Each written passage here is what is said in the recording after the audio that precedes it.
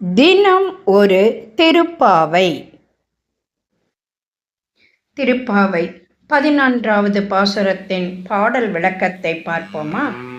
கன்றுகளோடு கூடிய பசுக்களிடமிருந்து பால் கறப்பவனாகவும், தங்களை பகைத்தவர்களை எதிர்த்து நின்று போரிடும் தன்மை உடையவனாகவும், மாசு மறுவற்றவனுமாகிய கோபாலனை தழுவ துடிக்கின்ற பொற்கொடியே, புற்றில் இருக்கும் பாம்பின் படத்தை போன்ற அல்குலை உடைய மயில் போன்றவரே, நம் சுற்றுப்புறத்தில் உள்ள எல்லா தோழியரும் உன் வீட்டு வாசலில் வந்து கூடிவிட்டார்கள்.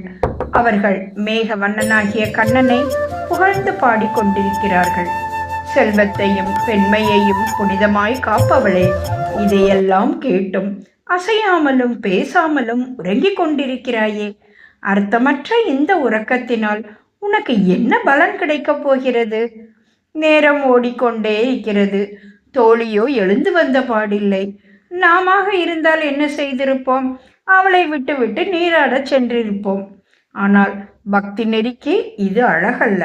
பிறரை விட்டுவிட்டு தான் மட்டும் இறைவனை அடைய முயன்றால் அது நடக்காத ஒன்று.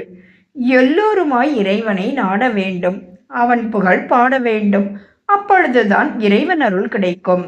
கூட்டு பிரார்த்தனைக்கு மகத்துவம் அதிகமாக இருக்கிறது.